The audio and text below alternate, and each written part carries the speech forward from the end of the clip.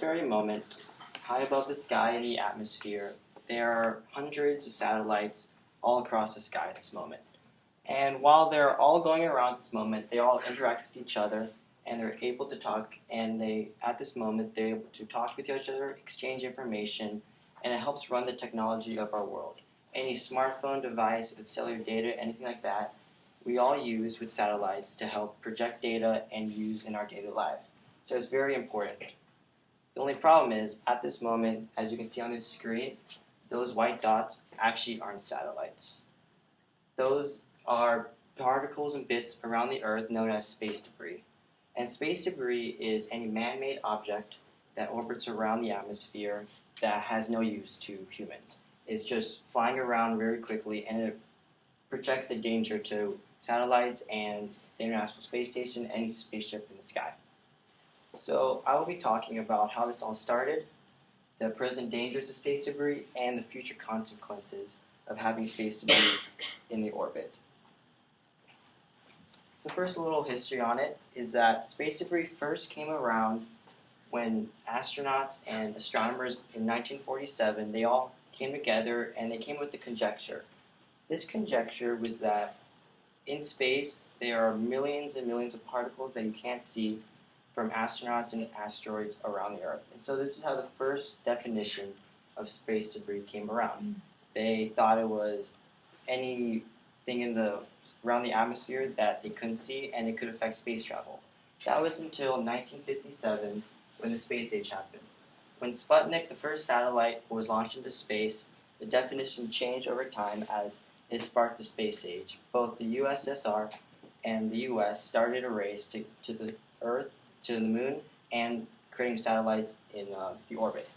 Because of this, though, every time a satellite goes to space, it releases its projectile, and because of that, bits of metal and pieces fall off into the atmosphere, and over time, as both nations did this over and over, it created many, many layers of space debris just orbiting around the Earth at intense speeds.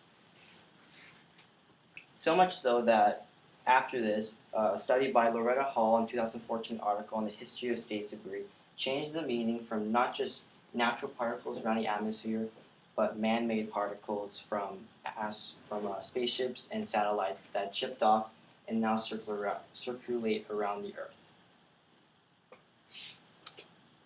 Now, at present time, it's been about 55 years since the beginning of the space age, and while during that time we've still continued to fly spaceships to the atmosphere and all that, and over time, a study by NASA in 2018 on orbital debris states that there are about 21,000 softball-sized objects, space debris from spaceships, anything like that, orbiting around the Earth at this moment.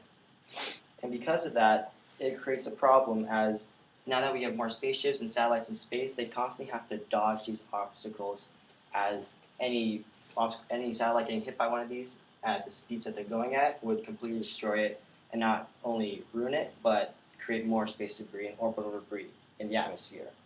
Which is why another government, U.S. government in 2018, on another study of space debris on tracking softball-sized debris, found that there are about 21,000 of these and millions more particles that are much smaller than that at this time. Because of that, even though the softball ones cause more damage, even something as small as a fleck of paint is enough to destroy and harm these stuff. And to put that in an example, imagine walking down the street and then a raindrop hits you. That doesn't have that much force and you can feel it. But imagine at the speeds that something like a fleck of paint going at that, or a raindrop, it would have 5 times as much force as a bullet, which would be painful. Now, the consequence of this, as you can see, this was a picture taken by Chris Hadfield on the International Space Station in 2011. An article posted this. And that is what happens when a speck of paint, just from any spaceship or satellite, rams into the International Space Station. And even something so small as just paint caused so much damage to the window of the International Space Station. Which is why a softball-sized one would completely destroy the station, which is why they constantly have to make maneuvers back and forth, and this affects time and energy and money. constantly having to not only look for these objects, but also dodge them. Another study in 2018 shows that if we continue on this track by Zhang on space debris statistics, the probability of being hit goes up more and more.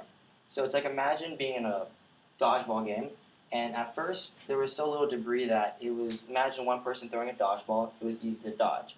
But as time has gone on, it's like 5 people throwing a dodgeball at once, and it becomes much harder to dodge so many large objects at once instead of just one object. Another French study in 2005 on precision states these objects are flying at 500 miles an hour, 500 miles a second, I mean. So the speed at which they are coming at is so dangerous that it would cause catastrophic damage.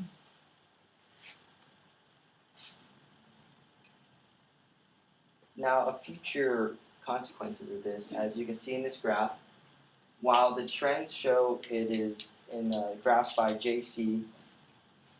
Leon in his article on Earth in Space orbiting in the Planetary Science magazine, it has an upward trend, which is the main problem, because if we continue at this pace, the trend of space debris in the sky will be so large, it's like a cage around the Earth.